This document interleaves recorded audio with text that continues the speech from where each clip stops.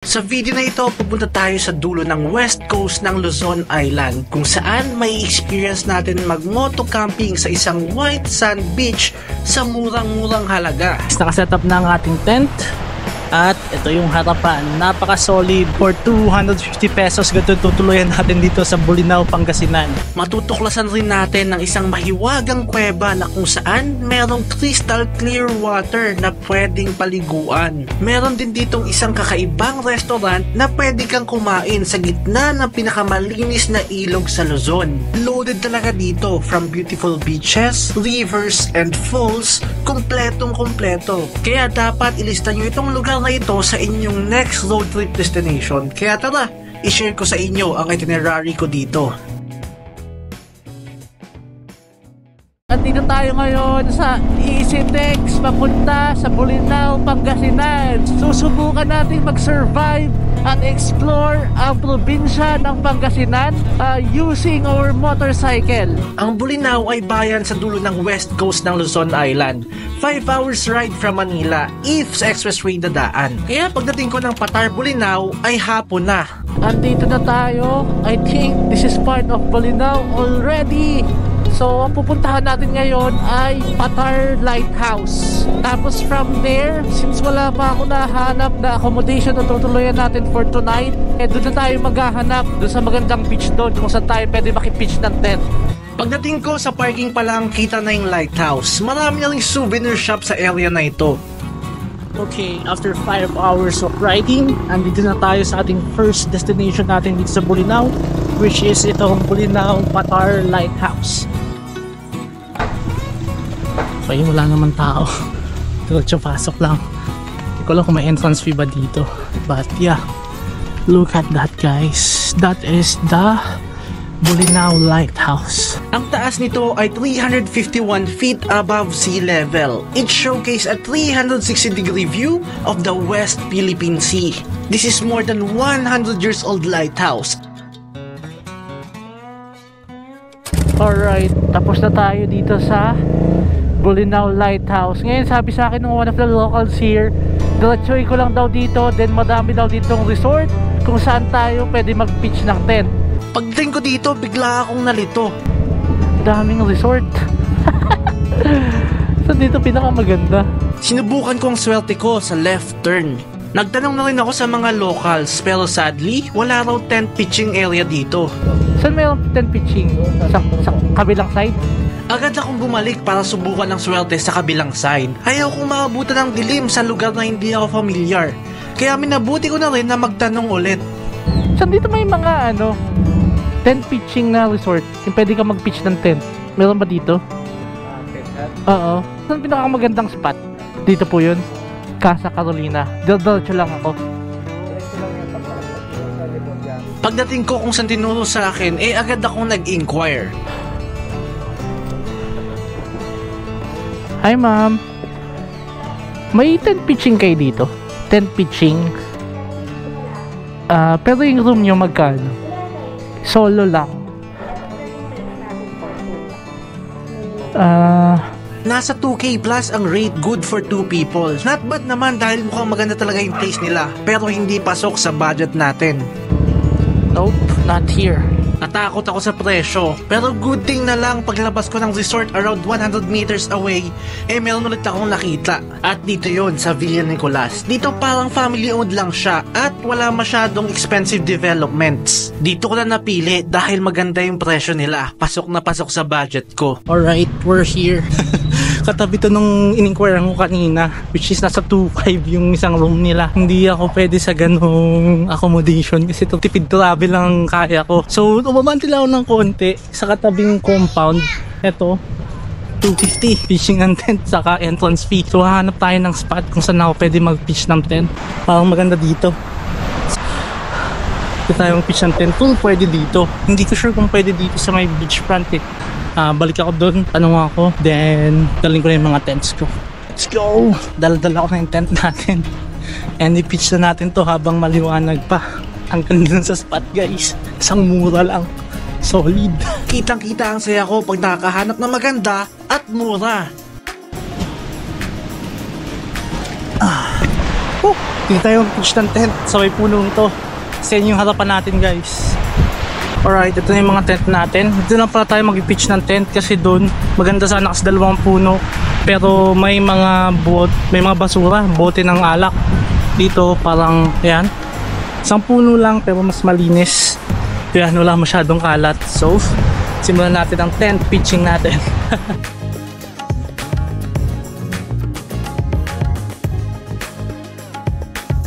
Alright guys, nakasetup na ang ating tent. At ito yung harapan, napaka solid. For 250 pesos ganito tutuluyan natin dito sa Bolinao, Pangasinan. Ayan, hindi rin masyadong crowded. Ako lang yung nagka-camp dito sa harap ng front beach. Sa area na ito, napapalibutan ng malalaking resort. Pero yung napili ko, yung pinakasimple na yata dito. But probably the most affordable too. And I preferred that. Ang kahabaan na puro white sand na ito ay ang Patar Beach. At sa hindi kalayuan ay matatanaw mo na ang tinatawag nilang rock formation.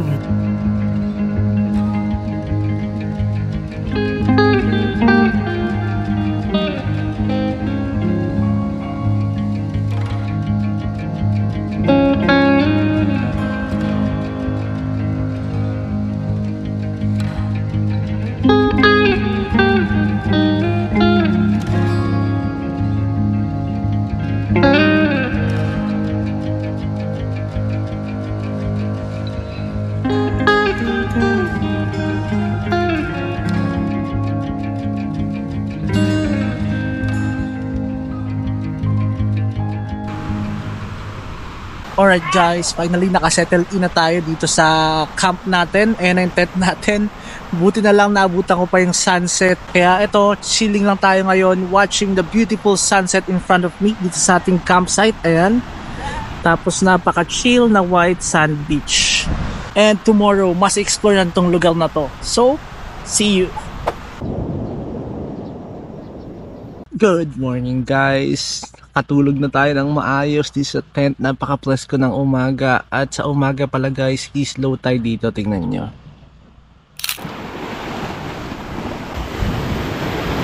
Oops! Ayan guys, nandito ako ngayon sa gitna. Since low tide siya, makakapunta ka dito sa gitna. At yung ilalim pala nito guys, parang batuan. Yan, hindi siya sand. Tapos merong mga color green na parang mga seaweeds. Pero ang ganda ng itsura niya. Before sunrise pa yan. So, the plan for today, unang-una hanap muna ako ng breakfast. Nag-sightseeing lang ako dito. Iba yung beauty niya pag umaga or pag low tide. Tapos meron mga puddles of water. Tapos meron kang makitang mga isda. Maliit na isda sa loob niyan na mga na-stuck. Anyways, mapunta tayo dun sa labas para maghanap ng breakfast. Tara! Buti na lang merong affordable karinderya din sa labas lang din ng resort ko saan ako nagstay. Kaya kumain at nagkape lang ako, saka ako nag-unpitch ng tent.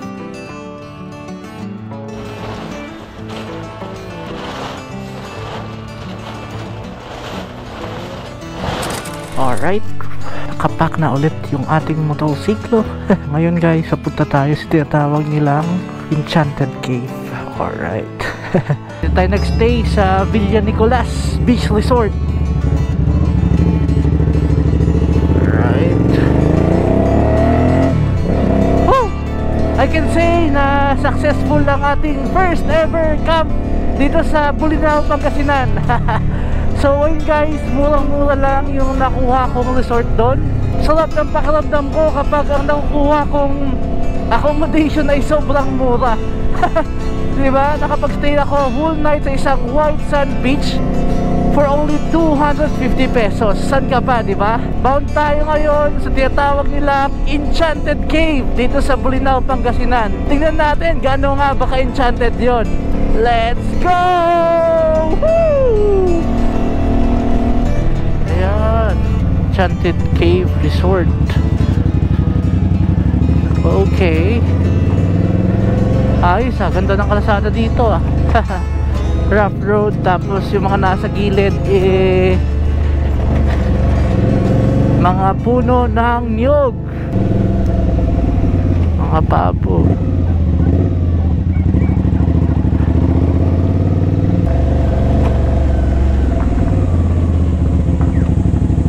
Morning po. Enchanted Cave po. Yes po sir, may entrance fee po tayo, magpapasok po sila. Magkano po? 100 po entrance fee, kung maliligo 250 po isang tao. 100 kung papasok lang. 200 sir. 200. Yes. Tapos 250 pag maliligo. Yes po. Okay, sige Kwenta po. lang po yung differential nila. Sige po. Tapos parking fee lang din tayo na 15 pesos sir para sa sasakyan. 15 pesos. Sa motor po. Sige sir. Wow. Tama yung decision ko na hindi ako naligo kanina dahil dito tayo maliligo sa Enchanted Cave. Ang resort pala talaga siya, hindi raw cave mismo. So develop na siya. Ayan, meron ding mga accommodation, may kainan. Tapos maganda rin yung landscape. And eto na, Enchanted Cave. Pagdating sa taas, kailangan mo magsuot ng helmet at optional na life vest. May nakasabay rin ako ditong pamilya na parang nag-hesitate sila pumasok dahil madilim pag sa entrance ka pa lang. Morning po.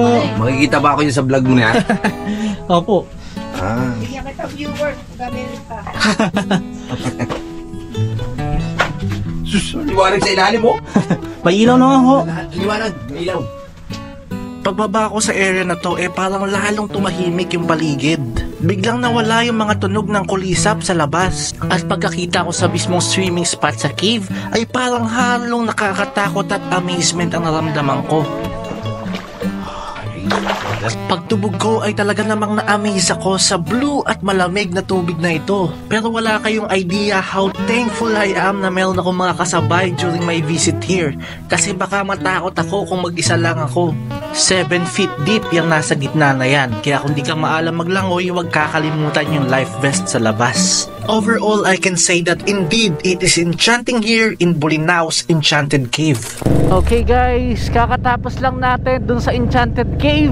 Maganda dun guys, maganda, sulit yung bayad nyo. Develop na cave na siya. Pero yung pagka-enchanted nung cave, talagang mararamdaman mo parang medyo creepy na maganda. Alam mo yun?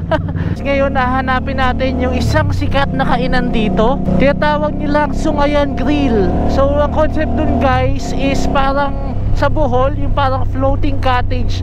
Tapos dun kayo pwede kumain. Department store on wheels. Thank you, come again. Oh, ayan. Eto na, parang ilugan na to. Eto, Sungayan Grill. Asa po dito yung Sungayan Grill? Dito pa. Thank you pa. Yun oh, Balingasay River, cleanest in Luzon. May bases kaya yan. Alright, andito na tayo sa Sungayan Grill. Ayan, maganda pala talaga dito. Hindi ko lang alam yung prices ng pagkain nila, kung mahal or sakto lang. But tingnan natin. Plus ko ng hangin dito. Ang presyo ng pagkain nila dito ay 300 to 320 pesos per ulam na good for 2 to 3 people na. Not bad na, lalo na at napakaganda ng place nila at nakaka-relax. Downside lang dito is pag solo ka tulad ko, ang ma-order mo lang ay for sharing talaga. Kaya ito, babanatan ko ang good for 3 people na kari-karing baka.